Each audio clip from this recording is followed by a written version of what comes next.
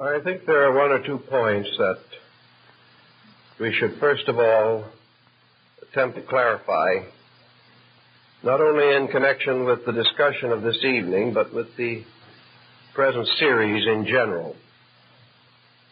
This is not intended to convey any disrespect for the ideas of psychic phenomena. We're not attempting to disprove psychic phenomena.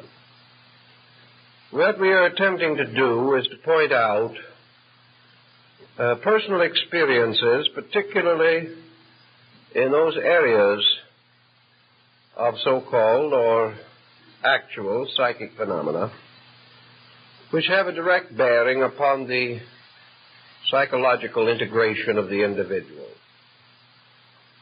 Various types of obsession or spirit possession have been recorded since the very beginning of human experience.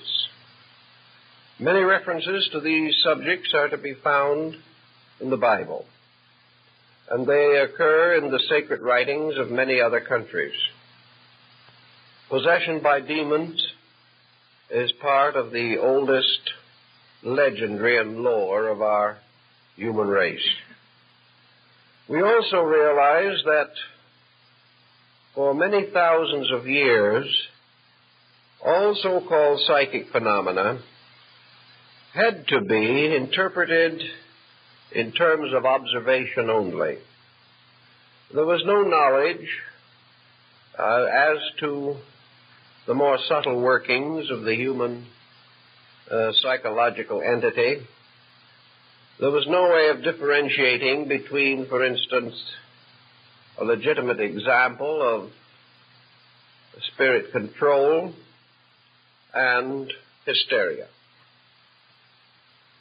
We know definitely, from going back over the old records, that many mistakes were made in the interpretation of these various mysteries which involve ghosts and diabolism generally. There was no way in which it could be otherwise, because all that could be done was to judge from appearances, from the seemingness of things. And from this seemingness, even today, we suffer considerably, not only in our objective, but in our subjective consciousness. Even at this time, any form of mental disturbance is terrifying to the average person.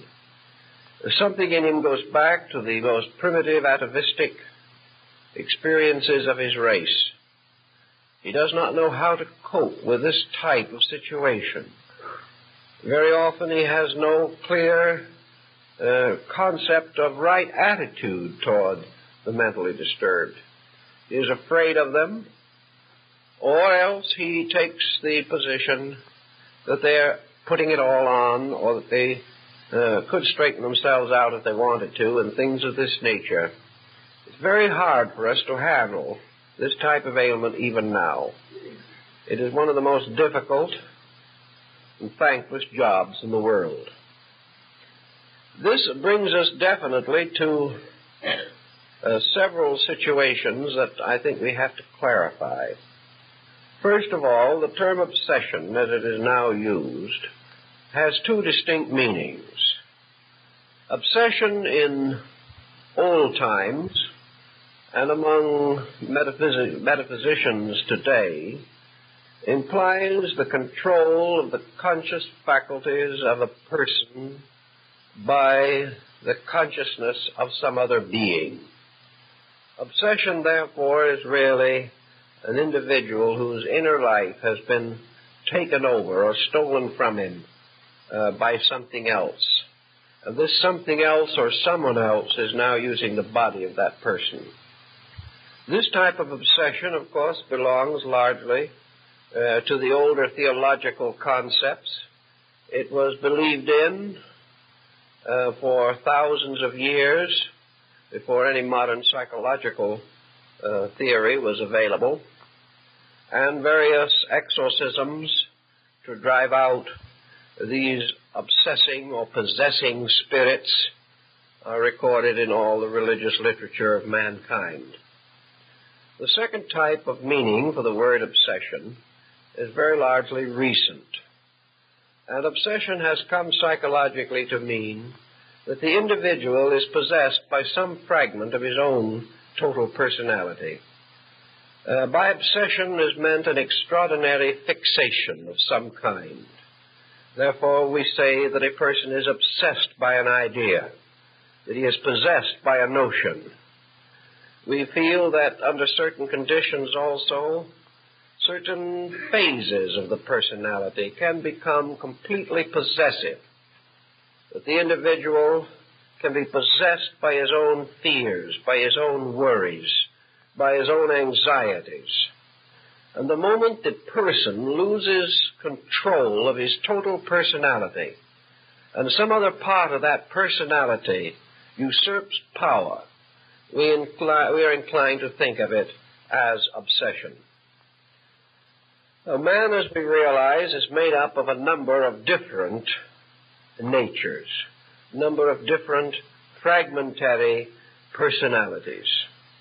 Under normal conditions, these are all subservient to the dominant psychic mood. They are dominant only perhaps in dreams or in sleep, but in consciousness, the fragments are under the control of a leader. And this leader is the normal self-consciousness of the person. While this leadership is maintained, any effort to break the natural harmony of such organization is observed as a dangerous symptom. The total consciousness, therefore, rejects minor aberrations. It refuses to grant to certain phases of its own nature the power to control the rest. Thus, for example, an individual who has an inordinate attitude toward alcohol, who likes to drink too much, if he has a controlling consciousness, this consciousness tells him to get sober and stay sober, and he does. As long as this consciousness is ruling, all of these pressures that are within the personality are held in check. It is like a strong government. While government is strong, crime and all these other antisocial factors are very largely controlled. If government becomes weak or corrupted, then we find immediately a lowering of the general condition of the community. Now, one thing that is always noticeable, where weakness afflicts the central area of consciousness, that as a result, there is always a lowering. The threshold drops. The individual who ceases to exercise his own consciousness is not benefited in any way by this loss of central control. It is very difficult to imagine a great nation that would be better if it had no laws. Actually, there are a few people to whom perhaps the absence of law would have very little effect upon living. But for the overwhelming majority, the moment legal defense was lowered, crime would increase.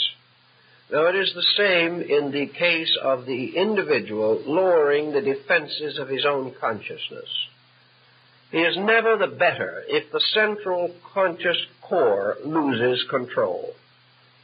Whatever fragments take over are always less than the total picture.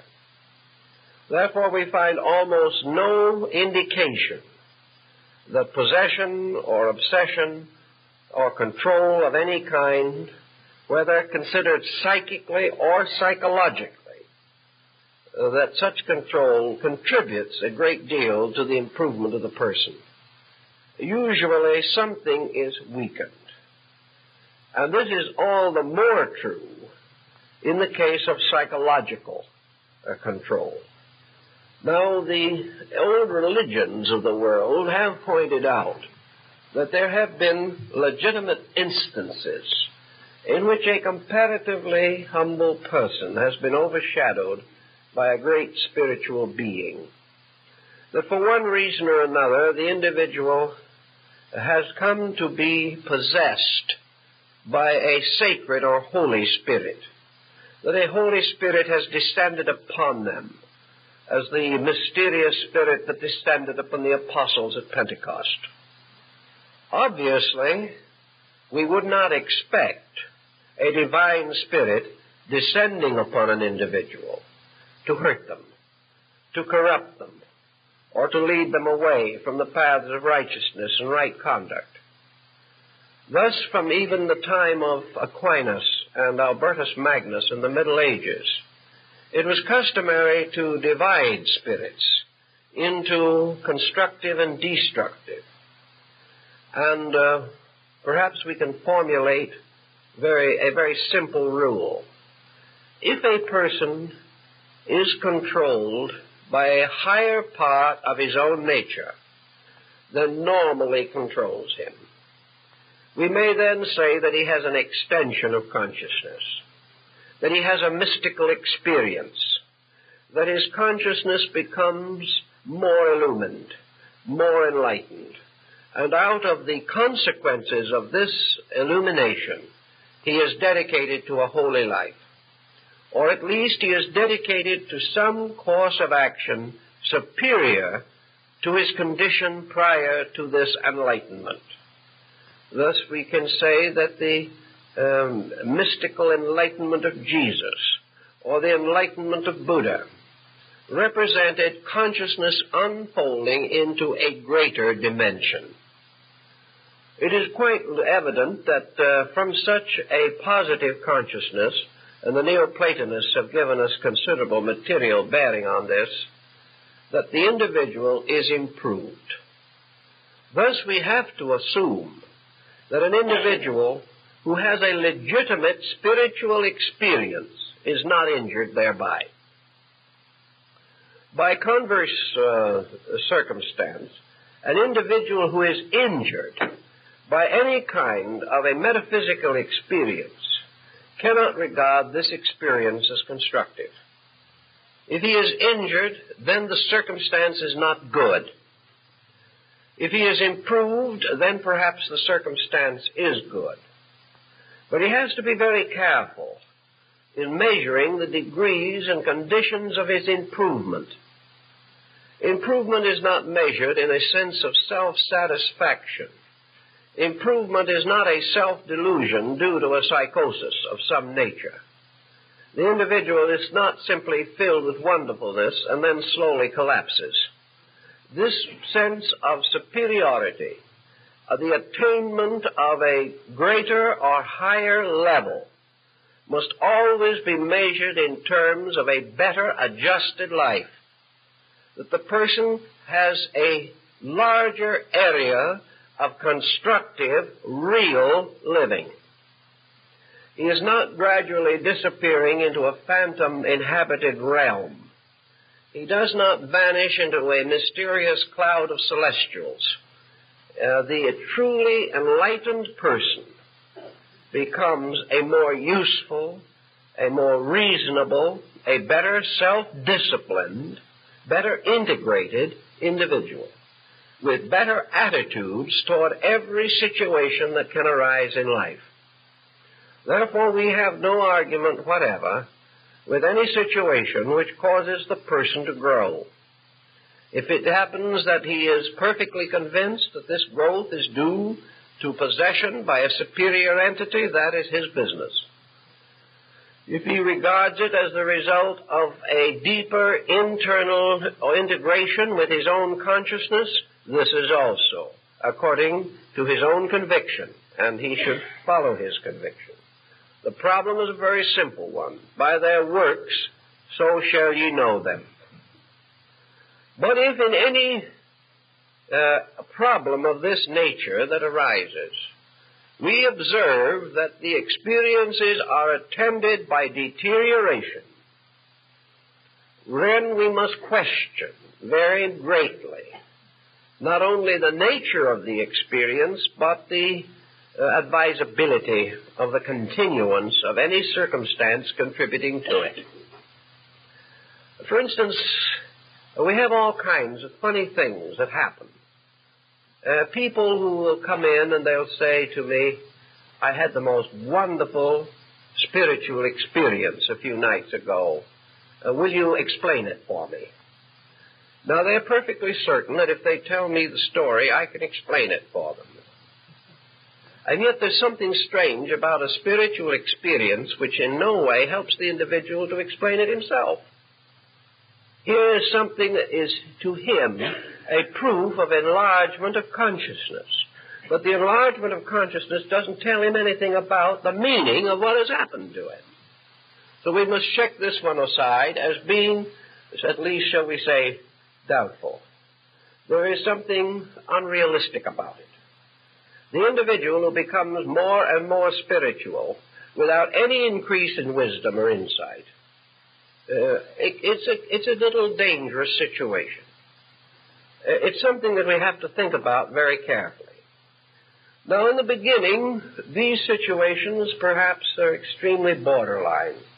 But I'm reaching the place in life now where I have followed these various situations over periods of years.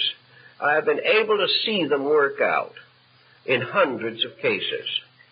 Therefore, perhaps I have a little better license to guess on these things than some other individuals who have had very limited or no experience. But this we say empirically, that the ancient divided all such psychic manifestations as spirit control, obsession, or possession into two grand classifications, one of which was possession by good spirits and the other by bad spirits. Good spirits worked good. Bad spirits worked evil. And we have to find out, if we can, what is meant by the fact that bad spirits do work evil. The first thing that you observe in most cases is that the individual coming under an obsessional or possessional condition begins to lower his threshold. This is one of the most common symptoms that we have. And the only answer immediately is that whatever it is, the situation is bad.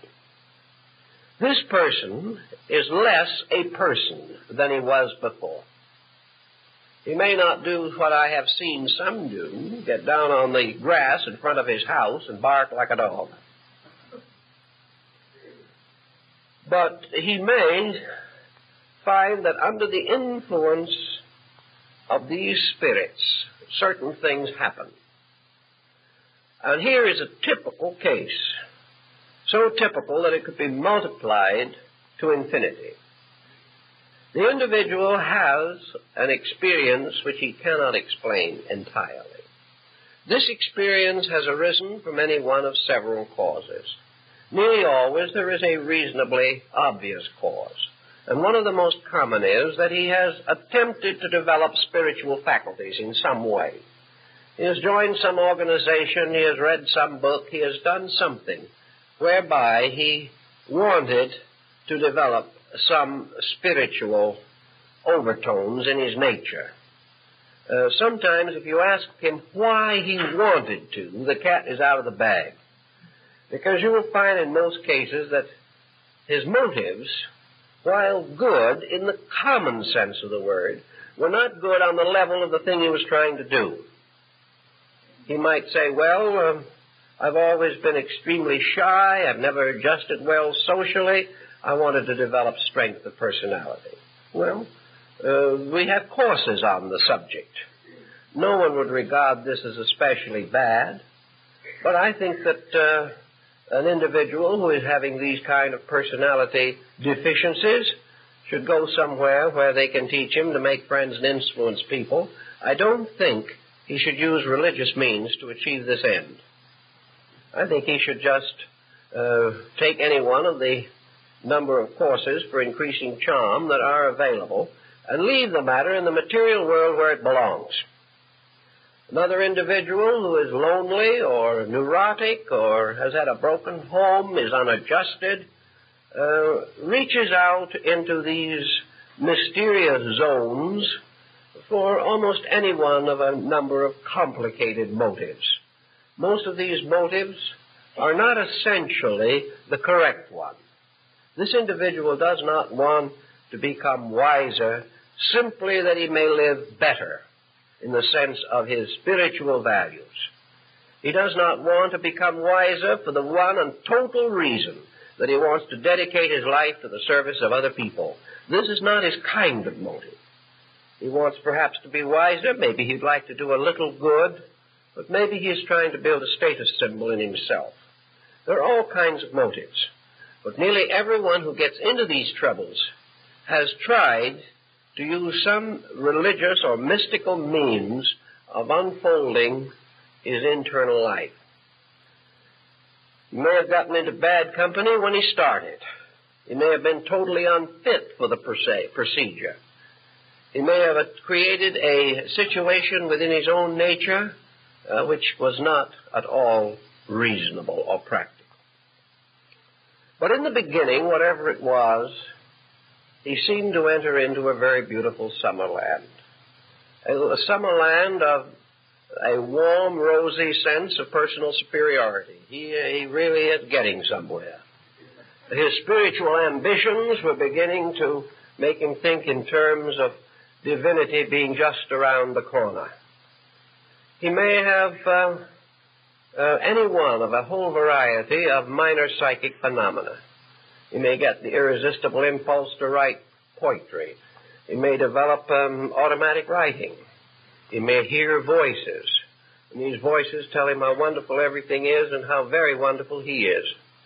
Then gradually, the situation unfolds a little more. He has visions and dreams. He wanders around and picks up a couple of dozen initiations along the way. By this time, he is on his way to spiritual aristocracy. Things are getting more important, more wonderful every moment, and he has also accumulated the manuscripts of at least 3 books on spiritual values that are going to change the course of human destiny. This goes on for a while. Sometimes it goes on for a year, sometimes for several years.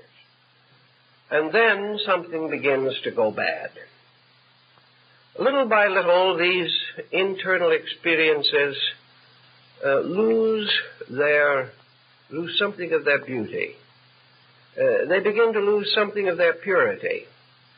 The individual slowly begins to sense that there is an evil presence somewhere in this.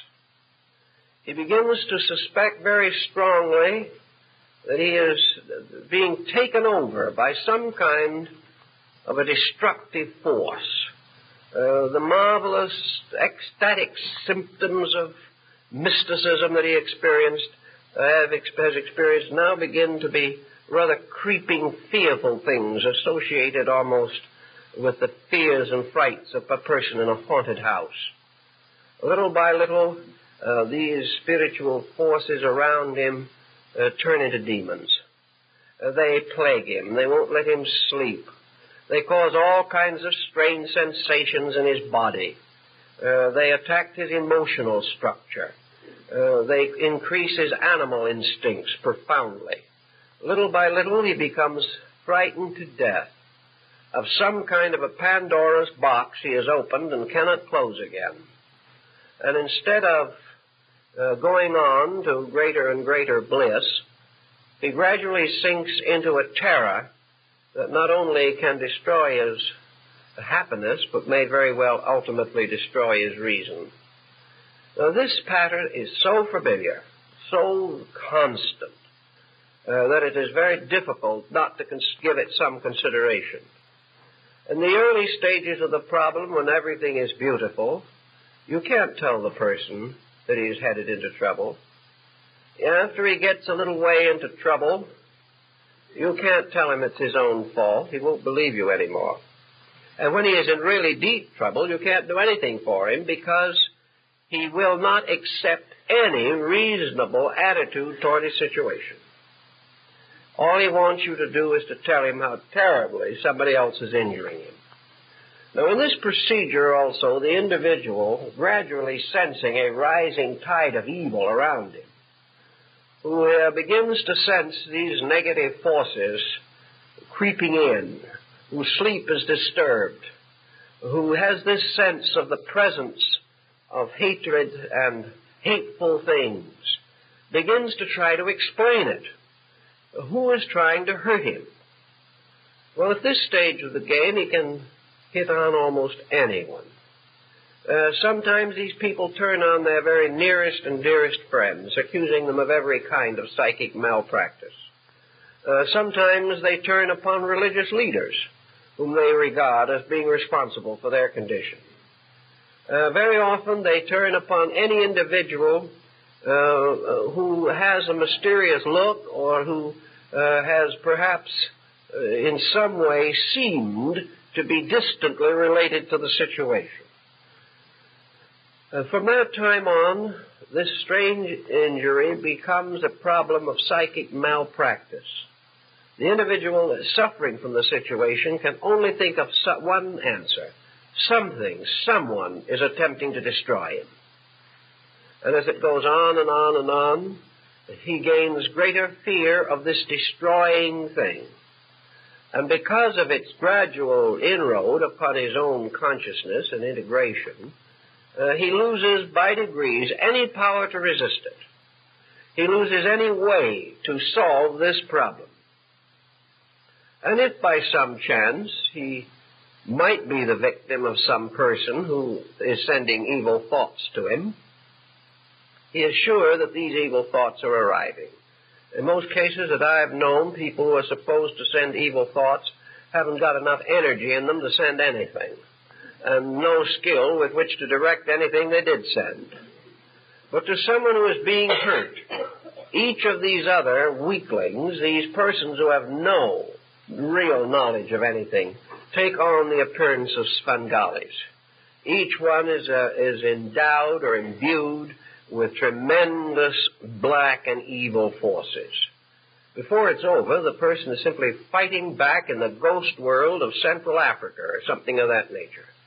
He's back in the jungle of the witch doctor and the juju man, a jungle of Bhutan, as it is called in the West Indies, a jungle of sorcery and witchcraft that seems strangely and mysteriously out of place in the 20th century world in which we live. But to those who suffer, this is nothing funny. Their own problem is an extremely serious and difficult one. And they are gradually bringing themselves into a situation of mind and emotion in which they are going to fight desperately against help. And as it becomes more and more obvious, the situation that they are in, they become more and more like the truly mentally sick, who will accuse everyone who tries to help them of wanting to hurt them more. It is a very discouraging, confusing, difficult situation. It is because of this type of thing, which I have seen repeated so frequently, that I am slow to advise anyone to lift this lid of the Pandora's box. There seems to be very little that can come out of the box that is worth the danger associated with it. Individuals who have dabbled with these subjects have become founders of organizations and leaders of movements, and they have developed followings, and their followings are getting into trouble all the time. No one seems to know what the real facts are. Everyone is sure that they are living in a world of vampires and warlocks. They believe definitely in werewolves and werebats. And there is nothing in these legends of Dracula that they have not experienced in some way. Now, this isn't really a very happy state of affairs. It seems so desperately unnecessary. It would seem as though something within the individual should pick him out of this dilemma at an early date.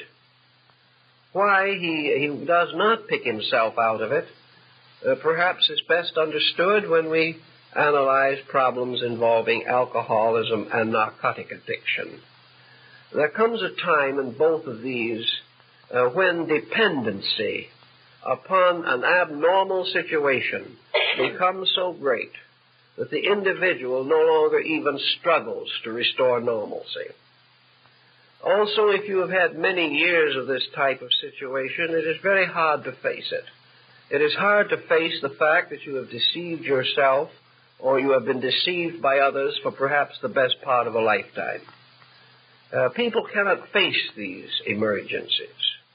And especially when the entire emotional nature has already been seriously damaged by attitudes that were not right or not constructive. I doubt very much if psychology, as we know it today, can do very much for what might be termed advanced cases of this difficulty. Once the individual reaches an advanced stage, he fights all help, because the only thing he wants to prove is that he is right. He does not want to get well. He wants to prove that he is suffering because he has been terribly hurt, injured, or afflicted. It is far more important for him to be able to prove the presence of a demon than it is to get rid of the demon. It's hard to believe this, but there are so many people who just have to be right. And they would rather die than admit that they are not right. And in this area, if you will not admit that you are not right, you're very apt to die. And so in time, these cases disappear and others take their place, but the old mystery goes on. And while the area is comparatively limited, the difficulties within it can be extremely terrifying to those who are picked up in some such a situation. The only answers that we know or have for these problems are rather simple, and yet in many instances they are adequate. The first problem you have to find is some way of convincing the person in trouble that a trained outsider who knows this field and knows the situations thoroughly is more likely to be right than they are. Now, this is hard to do. One way upon which some have succeeded was by charging $50 an interview. Somehow we feel an individual must be terribly right if we have to pay him $50. We listen to him then. Even if we don't agree with him, we listen to him, because it's costing us money. Well, this is one way in which sometimes you can create an attitude of respect. It isn't the best, but it's sometimes the only one there is. You cannot help these people unless you can, in some way, convince them that you know more about their problem than they do. Most of them will declare that this is impossible because they are living with the problem. Yet in many areas we know that there are patterns and plans of things which can be grasped or understood better by an outsider than a person who is involved in the situation. This is sometimes true of marriage counseling, where a third person can be very much more effective than the two who are deeply involved, either romantically or in controversy. It is also true that the average physician can give us some help in matters of dyspepsia, when perhaps we would not be able to correct the condition alone. From experience, we gain certain knowledge. And from this knowledge, we can help if the individual is willing to accept the help. He is most likely to accept it almost in any area where there has not been some form of psychic interference. But where the psychic nature is disturbed, the individual is very slow and reluctant to accept help unless it is what he expects and wants. You must agree with him first. And of course, if you agree with him first, you can do him no good.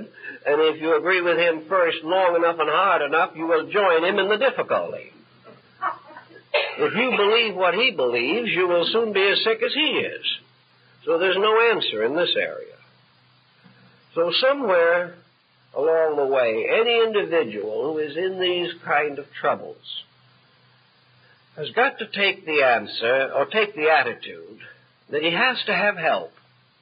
And that regardless of whether he agrees with the help or not, he'd better take it. And he may, of course, refuse it several times and find conditions getting worse and finally be driven to it.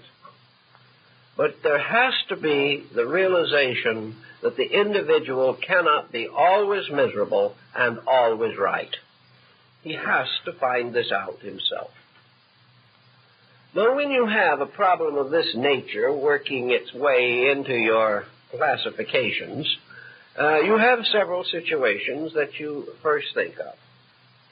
To the average person involved in some form of mystical problem, the only question is to distinguish, if possible, the nature of the offending spirit, or the possessing entity, or the obsessing demon. To a great many persons, there's no question about these things at all, any more than there was question in the minds of the monks of the 12th century who went out waving wolfbane in front of the noses of presumably possessed people. It was not a question of any doubt concerning the possession. It was just trying to discover the details with a little greater clarity than before. I don't feel that we can approach the problem in this way. We have a very different basic way of life. And our problem is not just to agree with the individual and try to argue some obsessing entity into departing. The question we now have to find out is what is really at the bottom of the difficulty. We have to try to study the various possibilities, to consider one against another, to weigh one condition against another. We no longer, for example, today believe, as the Greeks did, that everyone who has epilepsy is inhabited by a god, that a special deity is responsible for epilepsy, and that all individuals having it are by that factor alone divine beings. We question that very strongly today. And I think from experience of thousands of years, we have a right to question it. And we have a right to question a great many other things that were once generally believed. So a person comes to us discussing or describing symptoms which might arise from 50 different causes. As far as he is concerned, they can only arise from one cause, the cause that he has attributed to them. But if we go no further than to pat him on the back and say, that's right, we are not helping him any, because if he is right, he is in worse trouble than he probably thought he was. So we have to try to find out what causes strange and mysterious feelings within a person.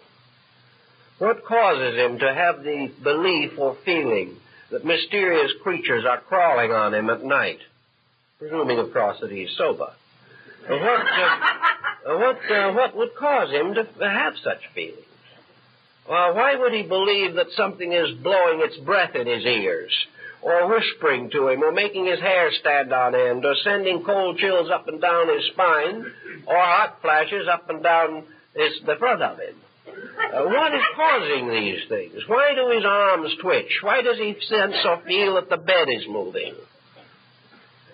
Well, if he has delirium tremens, why, we just sort of decide that's it. But most of these people do not have delirium tremens. So they say we hear voices, we see things, we see lights dancing in front of us, we see ghostly shadows standing around, we think or do hear tappings on tables. Our cat looks at us with a very bleary look, as though it is seeing a great many things that we cannot see, puts its tail between its legs and runs away. We have the sense of people being around. We hear voices constantly chattering at us. We smell strange odors all the way from fragrancy to the most abominable smells. The house seems to shake. We've lost all our friends. The situation is well out of hand. Now, what is the cause of it? Well, we can get advice in a number of ways. But I think the problem that we have to determine very definitely is what are the most likely, reasonable explanations. Not what is the most fantastic one. Not what is the one that will permit us to keep all of our previous beliefs and go on having these miseries. But what is it that would help us to find out what is wrong and what can we do about it? So usually when an individual comes in with a situation of this type, we recommend a complete physical checkup. It is so prosaic that they look at us with the deepest sense of, we'll say, almost repugnance. They didn't believe anyone could be stupid enough to make that suggestion. But it pays off in a great many cases. We find that these symptoms are present in various combinations in a great many physical ailments. These symptoms also sometimes announce the inroads of sickness. If the symptoms are quickly caught, the individual makes a good recovery. If physical symptoms are mistaken for spiritual symptoms and the individual tries to combat them by mental means year after year, he is liable to wake up someday in too advanced a case of physical sickness to hope for a recovery. So let us be very simple about these things and very direct. I have known cases of very complicated metaphysical symptoms that with a little interpretation could mean almost anything, that were finally traced to high blood pressure. And when the blood pressure was corrected, the symptoms ceased. Now, a legitimate spiritual entity does not depart because the blood pressure is normal. Therefore, we have every reason to assume that any treatment that removes the symptoms permanently without addiction to any drug or medication must have come fairly close to the cause. We also find that a great many of these symptoms arise from compound stress pressures. We find that individuals do not always have the same kind of battle fatigue in this world. What we used to call a nervous breakdown can arise from any number of different causes. It can arise from any stress that reaches a condition when it becomes unendurable. And each person has a different breaking point. Now, some individuals, when they have a truly nervous breakdown, simply have a general dislocation, we might say, of the sympathetic nervous system. They simply become nervously uncoordinated. They cannot stand strain. They develop symptoms of hysteria. They are unable to work.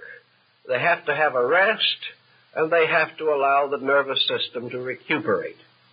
An ordinary, old-fashioned, well-developed nervous breakdown, while it isn't an ailment at all, is simply fatigue. It is something that has worn us down. Now you say to an individual, is there any possibility that your ailment is a fatigue ailment? Are you suffering from nervous exhaustion?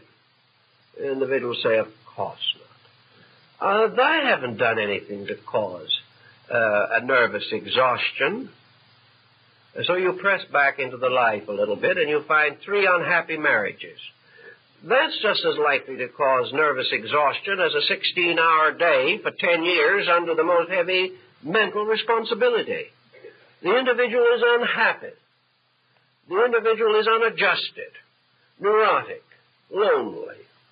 The individual is hypersensitive. They've gradually driven away their friends. Sometimes they're simply antisocial. They can't get along at all in the world in which they live. They have nothing but criticism for every law, every country, and every official in the nation. These criticisms may be in many instances well-founded, but no individual can afford to live with them himself, because his constant criticizing attitude will destroy him. So after we get all through, we find that the person has been giving himself some kind of a psychic beating for half a lifetime. And this beating may be fear, it may be worry, it may be self-pity, it may be living with the realization or remembrance of ungrateful children, it may be fear of some physical ailment or infirmity, it may be a tragedy in marriage, it may be a continuing failure in business, or ungrateful children, or anything you want to have. But the individual who lives in a condition of being continually miserable about something or anything, or who is constantly suffering from self-pity, self-blame, or simple selfishness, which causes him to demand things that are unreasonable or impossible to him. Any person who lives with this long enough can go to pieces. So when we find the individual who has psychic difficulties, we say to this individual, are you a happy, busy, well-adjusted person with a proper circle of friends, interesting activities and avocational interests? Are you naturally cheerful and optimistic?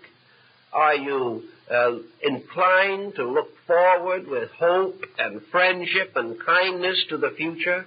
Do you have a religion that gives you strength and calmness? Are you free from unreasonable fears? And have you your own temperament under reasonable control? There's not once in 10,000 times that person can honestly answer yes. It might happen, but it'll be very rare. The individual in these difficulties is nearly always a person who is shadowed by some kind of a negative attitude. Now, some people don't develop these attitudes. They're born with them. We have to face this. And this perhaps has a bearing upon their problem, because having been born this way, they do not know they are different. I have seen children born into this world, and I've known the children when they were young, and I've now seen these children grow up and go out into business and have their own children. And I'm always very worried when I see a small child who has a certain kind of a gray heaviness on their features. It's a very strange look. It's a look that you can sometimes notice quite clearly on a 6-month-old child. It is a kind of, broodingness, a kind of sulkingness, a look in which the face and the eyes seem to be strangely shadowed, not by any color that you can really see, but as though the sun was under a cloud when it was shining on them. A kind of strange, heavy look. 9 times out of 10, these children will grow up to be extremely unadjusted people. They will fight their way through childhood. They will never be happy, no matter what you do for them.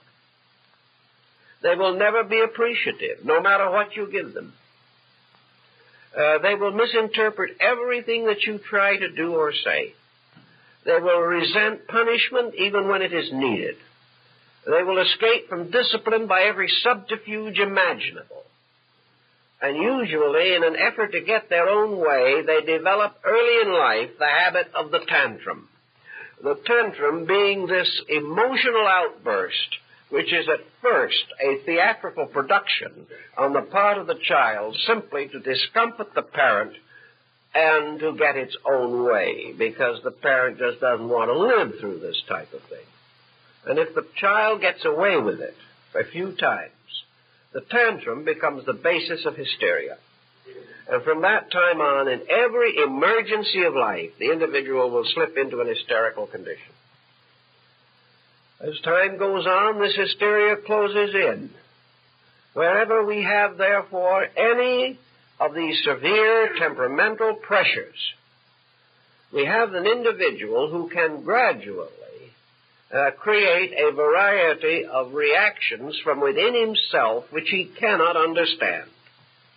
Hysteria is a mysterious term. In the mid-Victorian period, an individual who was hysterical was usually a young lady who proceeded to faint in somebody's arms. This was about all the world knew about hysteria. Today we know that hysteria is not the same thing as an hysterical spell. The individual who faints gracefully in somebody's arms is in no danger at all, because they've decided where they were going to land before they fell. The problem today is the hysteria that breaks through, often a rather strong, perhaps overly disciplined personality. And breaking through may assume a group of different phenomenal aspects. We have hysterical blindness, in which the individual is factually and actually blind, but there is nothing wrong with their eyes. We have an hysterical diabetes, in which blood sugar will run very high to a dangerous point and can be fatal, but the individual does not actually have diabetes. We can have hysterical deafness, and people have had it for 20 years. We can have hysterical paralysis, in which the individual can be held to a wheelchair for half a lifetime.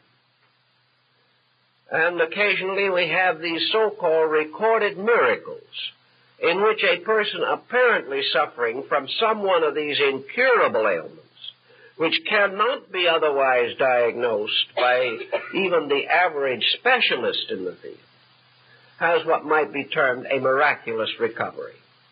He miraculously got over something he never had. But hysteria gave him all of the symptoms of that ailment. Now, if hysteria can cause you to be palsied for 20 years, or can prevent you from being able to get out of a wheelchair for half a lifetime, we realize that hysteria can not only affect the physical body, but the entire psychic integration. The individual under hysteria may have practically any type of delusion. The individual under hysteria can hypnotize himself. And under auto-hypnosis, you can see and hear and talk to things which have been created out of your own mind, just as certainly as under a professional hypnotist, you can assume that the living room rug is a river and take off your shoes and socks and try to wade across it. You can have visual phenomena. And to the average person, that which he sees has to be true. That is part of his philosophy of life. Therefore, when this type of thing takes on some psychical overtone, it never occurs to him to doubt it. You cannot tell him that he didn't see the ghost, because he did see it. And all the effort in the world to try to convince him of the real facts are meaningless, because he is making a basic mistake. He is forgetting the power of his own consciousness to force visualization. He is forgetting the fact that by the process of auto-hypnosis, he can see anything that he demands to see. He can hear anything. He can just as easily perform a ream of automatic writing. He can, by auto-hypnosis, produce any kind of auditory phenomena. He can also hear all kinds of voices, and he can create by this auto-hypnosis a continuing condition in which, by restating the hypnosis, just as in ordinary examples, he can continue to perpetuate the same general type of experiences over a lifetime. Now, why should he want to? He doesn't. Auto-hypnosis in this case is nothing but the gradual building up of an attitude until it takes over dominion of the life. The individual is therefore now psychologically obsessed. He is obsessed by a belief. He is obsessed by, for instance, by a common situation that we hear frequently referred to. The individual says, I've always been unhappy. It seems as though everything I ever tried to do went wrong. This is a good start for an obsession, because the individual, by continuing to repeat this, will gradually create a condition in which he will reduce the probabilities of anything good happening to him, and will in time, if the condition continues to close around him, create morbid fatalities and tragedies which will take on miraculous or metaphysical implications. He will finally really believe that some evil spirit is persecuting him. So we come back to the original problem. Is the person who is in trouble a really well-integrated person in himself?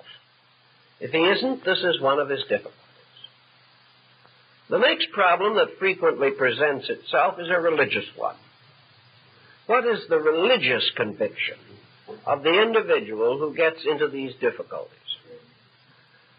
The answer usually has to be one of two. First, that the individual belongs to some religious movement that believes in this, that believes that these demons are going to be possible, and has threatened, perhaps, the sufferer with some penalty for disobedience, and the sufferer, having the sense of guilt within himself, has thereby regarded it necessary for him to accept the punishment. The second type of person most likely to be in trouble is the one religiously bewildered, who has no firm foundations, who has no clear concept of religious values, and has really no interest in trying to understand the basic philosophies of life upon which a strong, well-oriented character can be built. We do not find many good students of philosophy and related matters in this kind of trouble. We find people who have not thought too clearly, and therefore to whom anything may be true. If they have been deeply thoughtful and have put the universe in order under a pattern of laws, they have then immediately asked themselves, what have I done that is wrong when I get into trouble? But where they are not so well integrated, their first question is, who is hurting me when I don't deserve it? So the problem of trying to understand whether we deserve certain experiences or not comes under the philosophical aspect of the problem.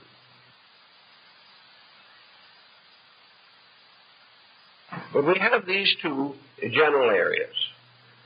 The third situation that sometimes has to be taken into very definite consideration is a present continuing adversity by which the individual has reached a point of internal despair.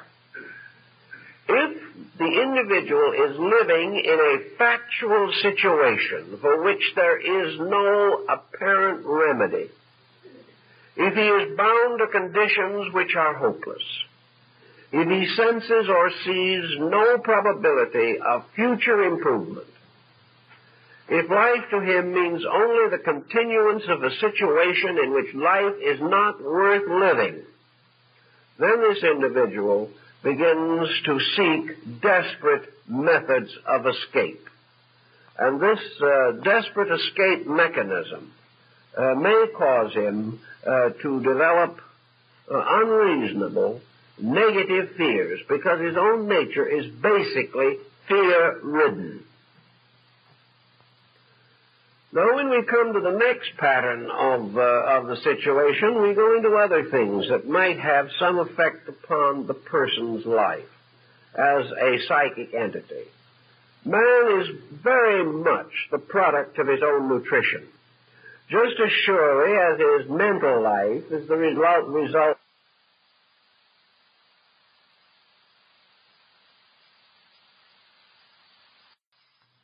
So his physical life, which includes the manifestation of his mental and emotional patterns, may very well be heavily influenced by the way it is fed.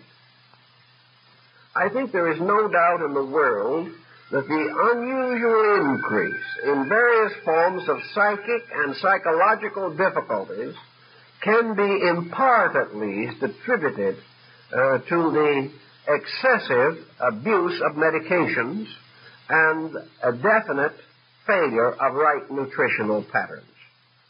If the individual is improperly nourished, he is uncomfortable, and discomfort is the beginning of misery, and misery spreads.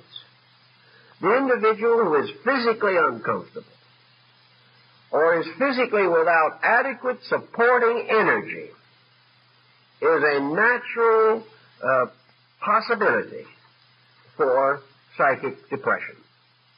If his energies do not maintain him, if he doesn't get up in the morning feeling like facing the day with a good hope, if he has to crawl around hour after hour half dead, it is very easy for him to fall into negative mental and emotional patterns.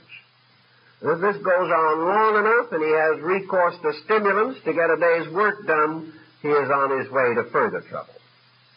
Therefore, I have observed that in a great many cases, people suffering from various psychic and psychological disturbances are suffering from malnutrition or from various faulty types of nutrition.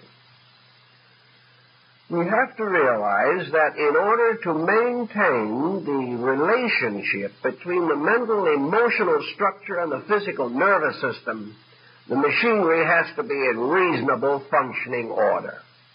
If you have a beautiful television set and a bad tube in it, the pattern, the program will never come through distinctly. You will have distortion.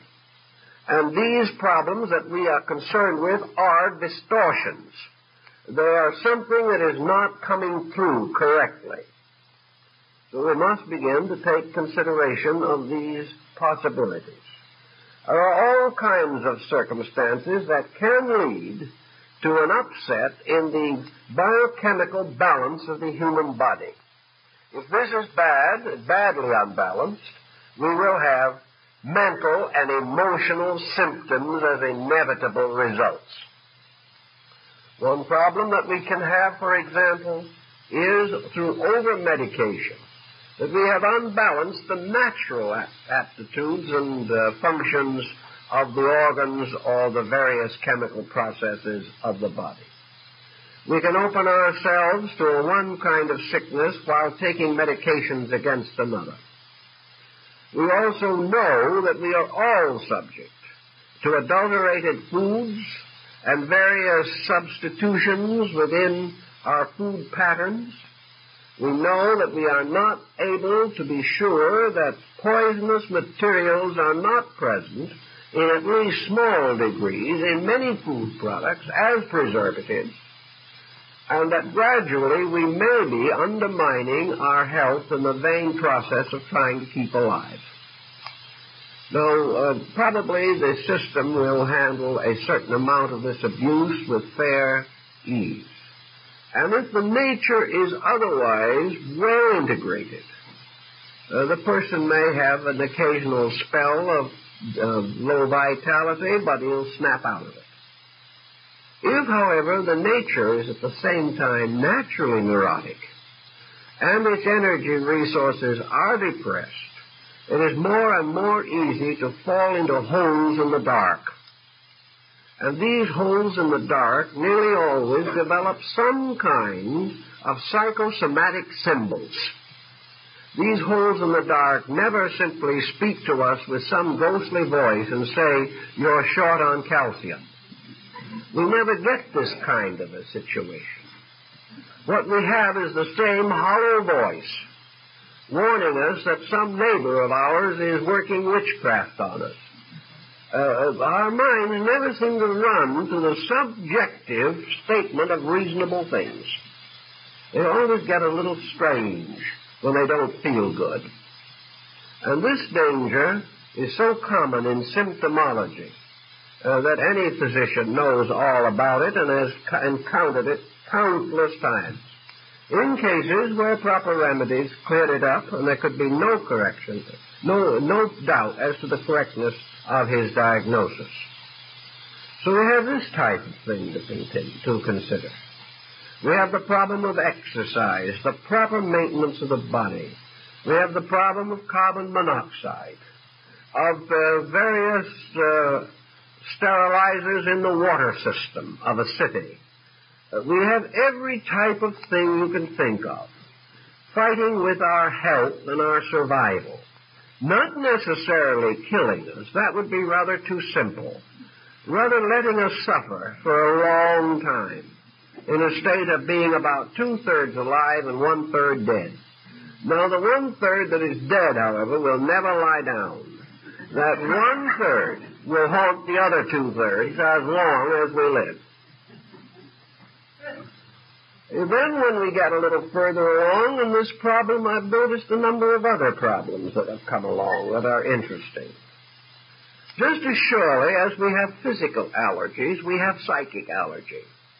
Some individuals cannot wear wool without breaking out as though they had strawberry rash.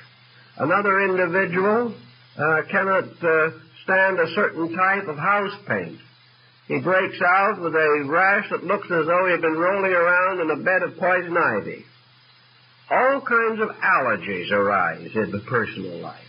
Now, we all also have psychic allergies. All of us have certain things which psychically or psychologically we particularly resent. When we get too close to these things or they move in upon us, we promptly get sick. We rebel against them. And just as certain types of poison can cause convulsion, so we can have a very definite psychic convulsion if we are exposed long enough to certain psychic pressures.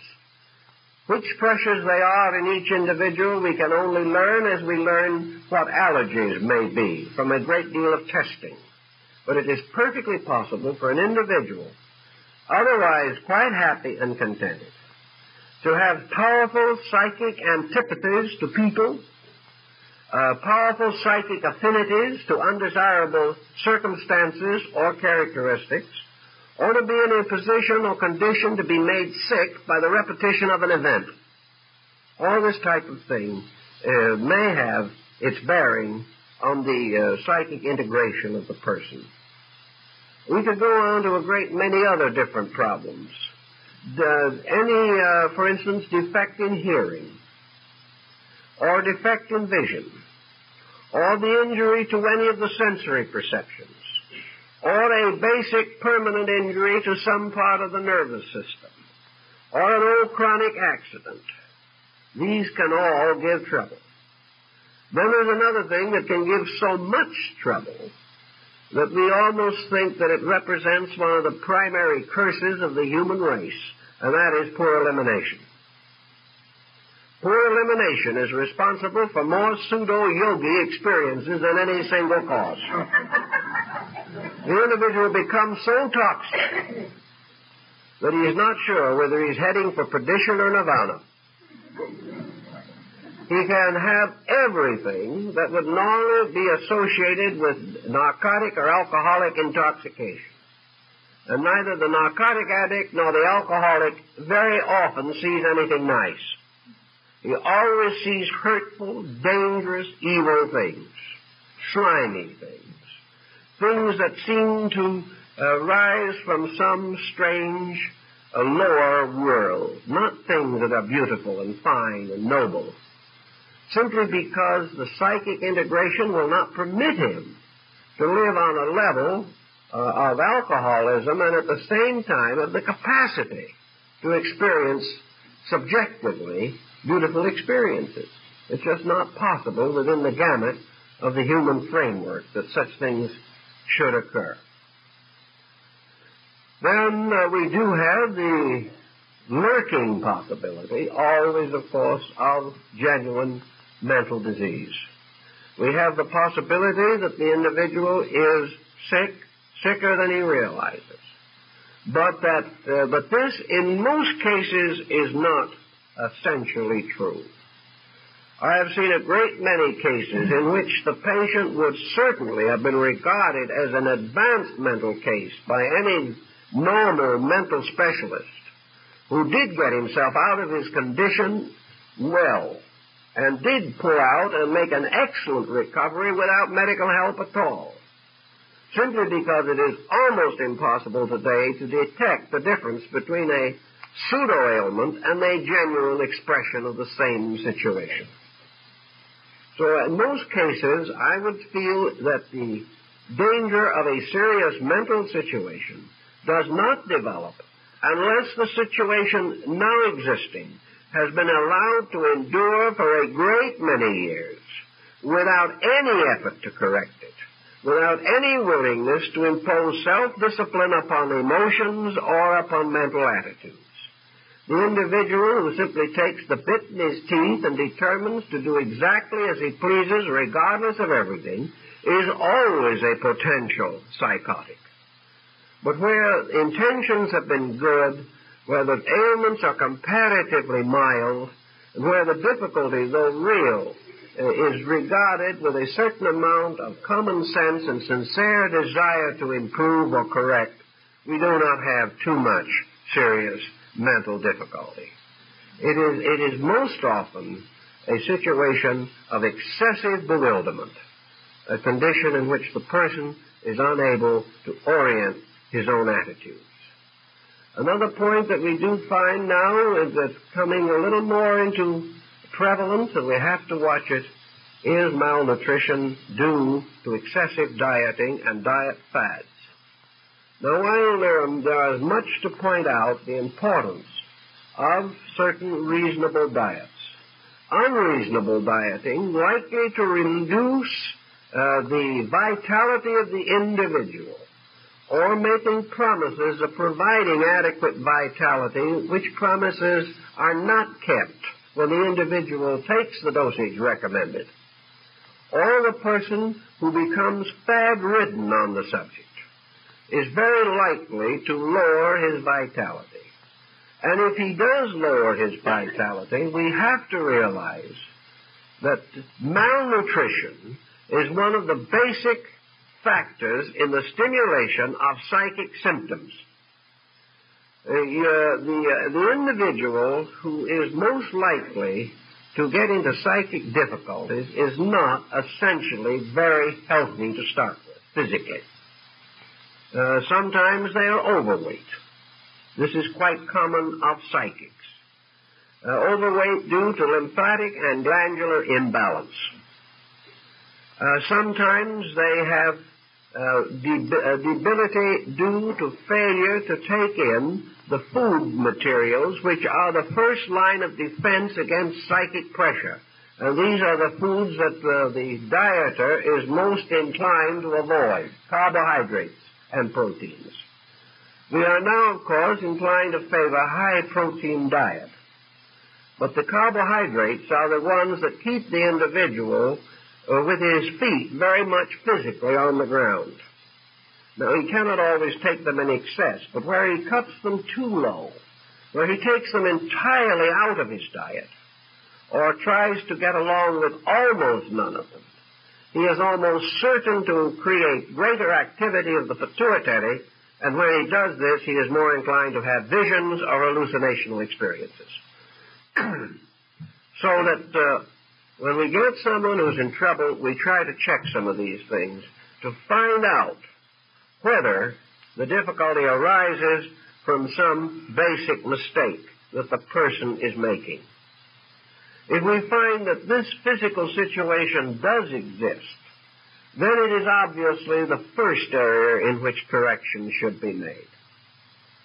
The individual, incidentally, who will not correct these simple physical situations, if they are found to be present, is a very poor candidate for any psychological correction. if he will not do the common, simple things that other people in all areas of life have learned to do, it is very difficult to convince him to do any extraordinary things. And here's where, of course, the old magicians wage their strange magic warfare of their own. And it's a complicated and curious world, and it leads to all kinds of deceits and difficulties. But our ancestors long ago began to be rather shrewd about these things. They said to themselves, let's assume for a moment that this individual is frightening himself to death. We can send him to the priest or the philosopher who will counsel him. We can send him to the doctor who will warn him. But this individual has reached a state of fear hysteria in which he simply won't listen. If you tell him that his trouble is simply due to his own loss of self-control, he will go to some other person to consult someone who has greater spiritual insight, because he knows perfectly well that he is innocent of all evil and has just been picked out to become a universal martyr. So if we don't appreciate this, he hunts for someone who does. And he'll always find them in the course of time. But his condition will remain the same or get worse. But this he doesn't realize. So back in the days when these problems were perhaps more prevalent than they are now, our ancestors developed probably quite subconsciously a strategy to handle them. The individual who was the victim of his own fear evidently was quite an impressionable soul. He was easily impressed by something, even if it was only fear. Therefore, you could use his own impressionability to create a new attitude. So the remedy consisted of giving him another magical factor which would give him self-confidence. You sort of used one remedy against another. If you found the person was suffering as the result of frightening himself out of his wits, you then gave him a sort of courage potion that would make him believe that he was master of all he surveyed. Now, this courage potion could be most anything. It could be an amulet that he wore on his hand or around his neck, which made him very certain that while he wore this amulet that had been blessed and had been properly consecrated for the purpose, that none of these spooks could get near him. And, of course, if he was devout and the amulet had sufficient authority back of it, he probably didn't have any more trouble. He had changed his own basic thinking. The same problem very largely applies when we're trying to get people today out of moral difficulties. If we can cause these people to believe that there is a moral force in nature which can help them, which is stronger than their own moral weakness, if through prayer or meditation or concentration or through some simple religious exercise, these people come to believe that they have available to them some source of good that is greater than themselves, they then develop a kind of new courage, a courage that may be stronger than the fear that hurt them before. This gives them a new look at life, a new point of view. They suddenly say to themselves, I can control this situation. I can master it. I am bigger than the situation. And if they would repeat that inwardly in themselves and come to really believe it, they can break down the counter-suggestion that is causing the trouble. So we have here a battle of suggestions. We have an effort to substitute a constructive attitude for a destructive one. And that is the way that most ancient peoples fought out this particular difficulty. And they found that the most useful agencies in accomplishing these ends were religion, which gave the individual a faith in God philosophy which gave an individual a faith in truth or a faith in right. And in some attitudes, in some areas, science, which gave him a faith in skill or the ability of the physician to bring about the cure. Even today, many rural doctors have found there is no medication equal to a bread pill. Today, however, they don't use bread so much. Cornstarch is the favorite in capsules. And if the capsule is large and hard to swallow, it is much more efficacious. But these people realize that, many doctors realize that the patient is frightened. Frightened not because they are really sick, but because of some strange symptom. Perhaps they have bought the old almanac and have found that they have all the ailments that are threatened in the almanac. So the doctor gives them the universal cure-all, and they feel better very, very rapidly. Of course, we also had in the old days a number of most efficacious tonics that were used by the farming people very extensively. We don't know too much about the more subtle ingredients of the tonic, but there's no doubt that the 18% alcohol was beneficial.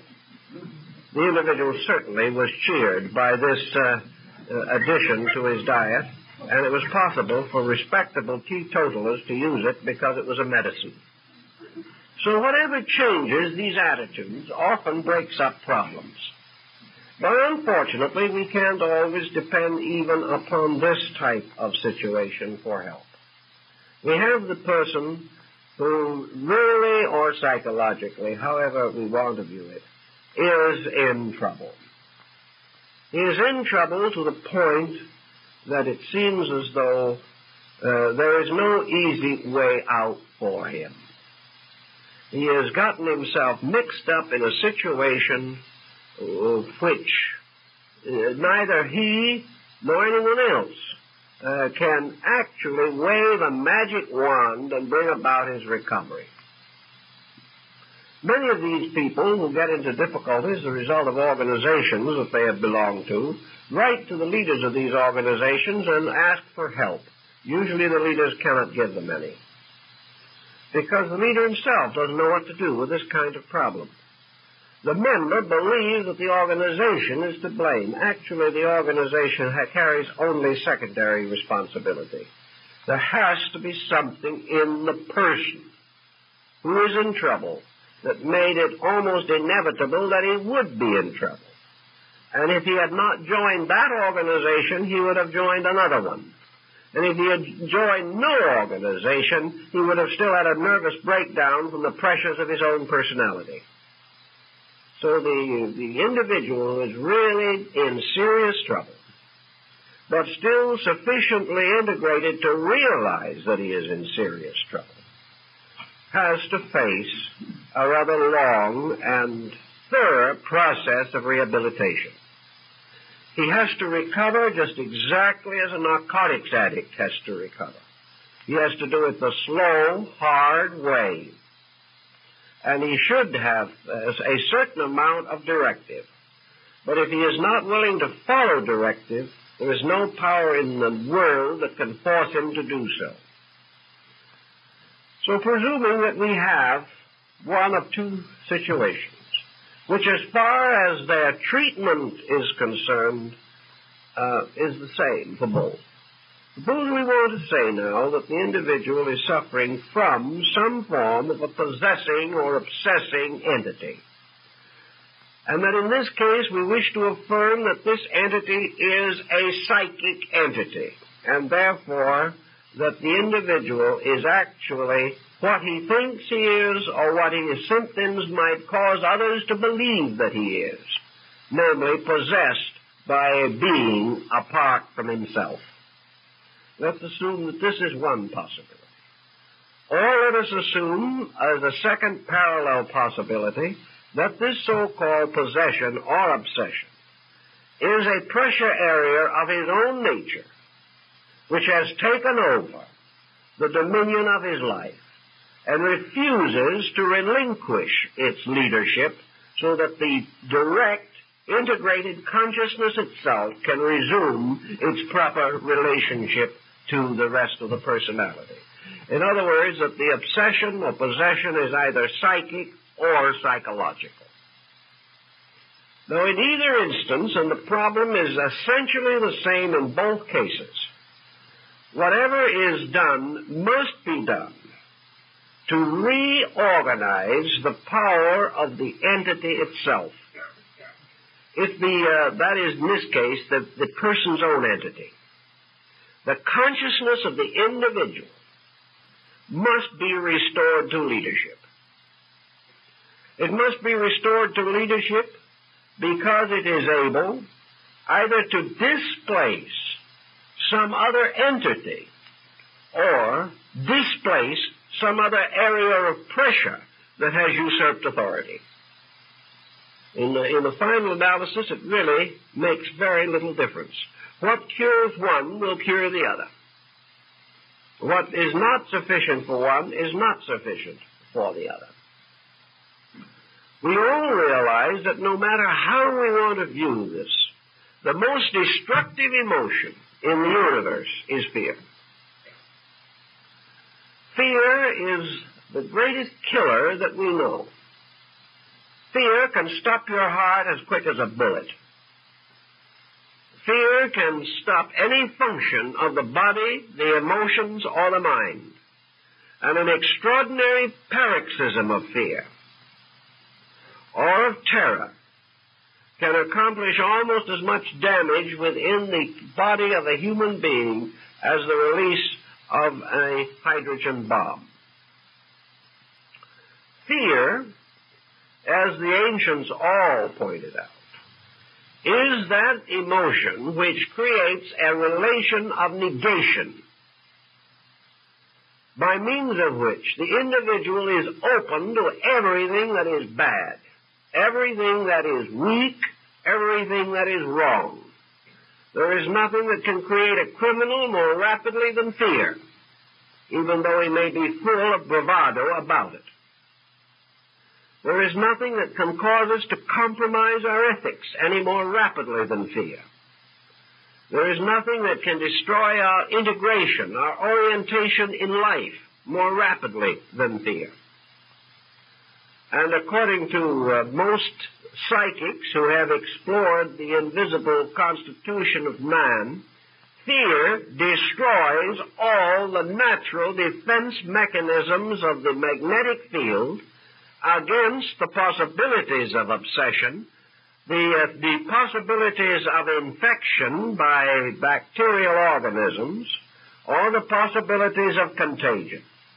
And these fear motives also destroy the power of the body to take in energy by closing, compressing the various channels through which vitality can reach the body. Therefore, fear completely enervates in time. It leads to all kinds of desperate actions and usually causes the individual to multiply his karma manyfold very quickly. If, therefore, a person is fearful, he becomes wide open to every negative factor of life, the universe around him, and the pressures of his own personality within him. Fear lowers his defenses and his resistances.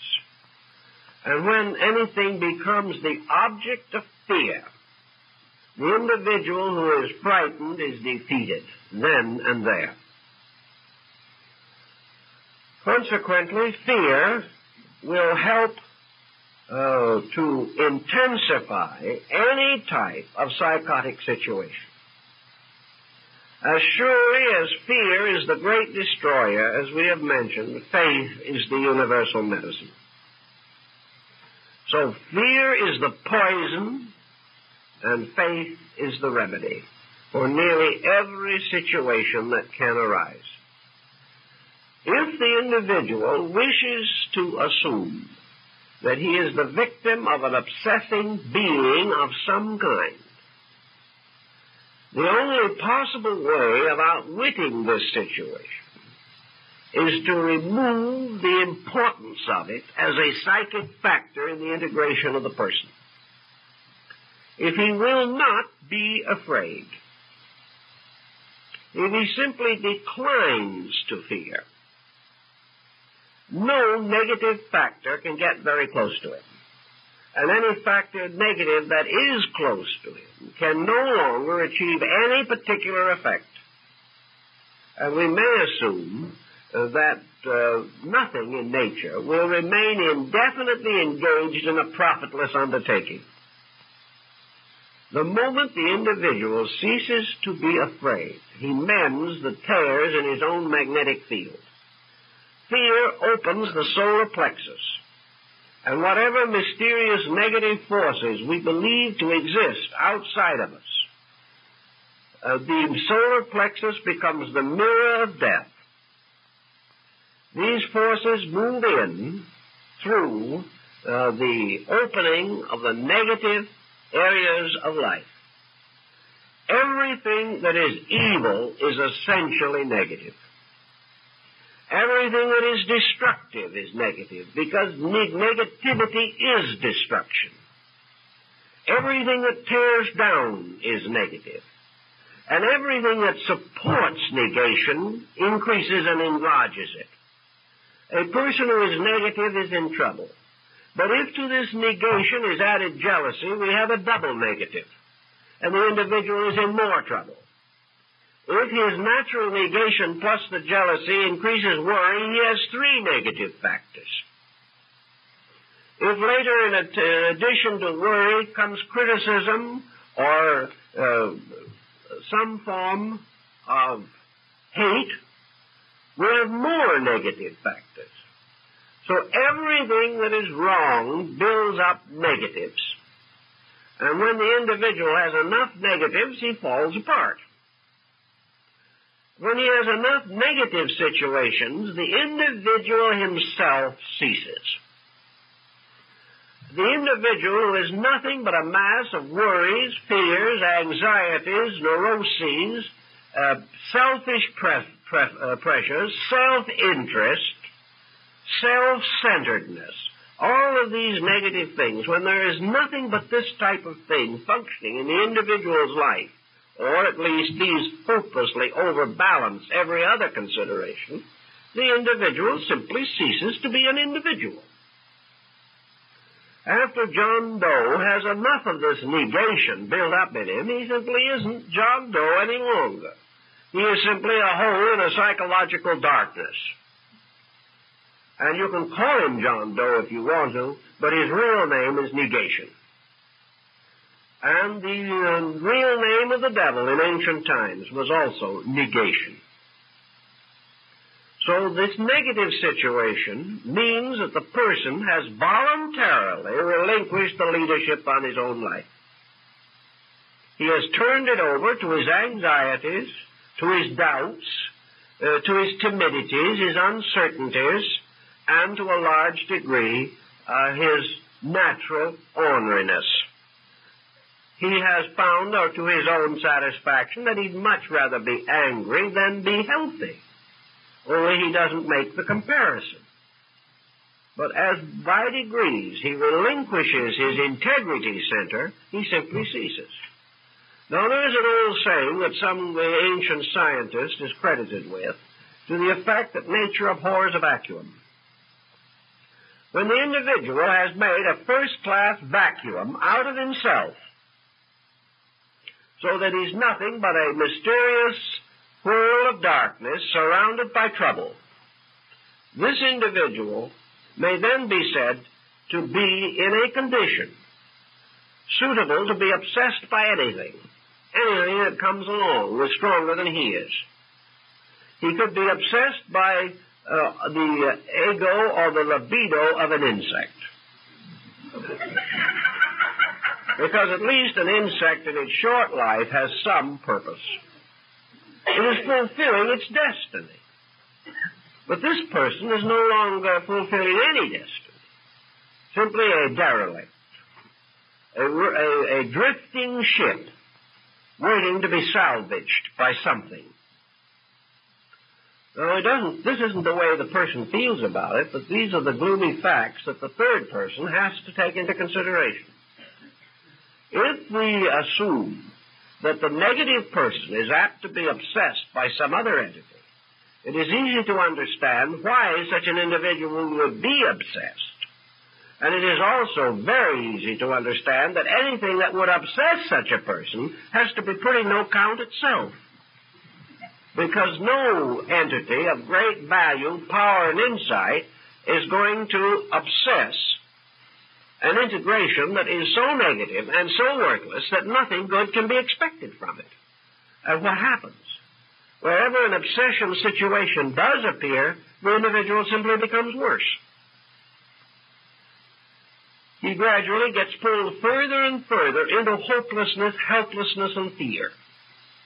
The obsession never makes a man out of a fool. But it can apparently sometimes make a fool out of an individual who internally is already well along the way of foolishness. Now, if you want to, on the other hand, assume that it isn't an entity, but that it is a part of the individual's own consciousness that is moving in, then we know that the part is always less than the whole, that the partial consciousness never has the morality, the ethics, the convictions, the idealism, the aspirations, which can only result from the consciousness itself ensouling its own emotional and mental vehicles. So if one of these lesser vehicles takes over, the individual's morality immediately lowers. And another symptom is that when the consciousness loses control and these lower parts take over, there is a physical demoralization. The body becomes also disintegrated in some respect or other. The individual develops very rapidly extraordinary glandular symptoms. The individual becomes less coordinated. The body becomes sloppy, hopeless, no longer effective, because the consciousness is not leading it, and that part of the entity which is leading it isn't strong enough. So when we get a poor government and we force the proper ruler out of office, we naturally expect the empire to decay, and it does. The whole personality falls apart. And some one of these several different personalities which can exist, sometimes more than one, fighting for dominion, will create a multiple personality problem. But in all these multiple personalities, there will very seldom be found anything that is truly noble, truly really fine. There may be different levels of inadequacy, some vicious, some merely helpless. But we will never find that the individual, ruled by a fragment of himself, has the same wisdom and insight that he has when he is ruled by all of himself. So what do we have? We have two problems. Either the individual is ruled by something else which can never rule him properly, because it wasn't created for that purpose, or he is ruled by part of himself which cannot rule properly because it does not possess the total insight necessary for leadership. Wherever this kind of condition occurs, there is only one possible answer. The controlling power must be restored. That which is the self in the individual must be again seated on the seat of authority. And this cannot generally be accomplished without some real, sincere, continuing personal effort. The individual who is weak cannot become strong unless he exercises his powers and faculties and builds strength. He cannot have the wisdom to restore himself unless he becomes basically wiser than the situation in which he is involved. Therefore, for this type of person, only philosophic insight, sincerely and earnestly sought, and wisely applied, and everything else that is needed to cultivate, culture, and normalize The life of the person must be cultivated. The individual must be lifted out of every negative pattern and brought back into self-respect, self-discipline, and reasonable coordination. Unless these things are done, there cannot be an adequate remedy. Usually the adequate remedy is not found. The individual simply drifts along until the causes themselves or other causes remove him from life. But it is possible at any time to overcome these situations if we really determine to do so. It is this degree of determination which must be the best and only really practical therapy. We cannot expect others to solve these problems. We cause them over a long period of time. Sometimes they're karmic. We must solve them by becoming greater than the problem. And nearly all great systems of enlightenment, of religion and philosophy, and of the higher aesthetic arts and sciences were created to assist the individual in two ways. First, assist him to maintain proper self-leadership. And second, to help him to restore proper self-leadership if it is lost. And only through the cultivation of these abilities and aptitudes can we put this fragmented personality back together again under the leadership which was intended in nature. It is only when this is done that our problem is solved. Well, our time is up, so we'll have to go into this a little more next week when we will continue some of this basic thinking. Thank you very much.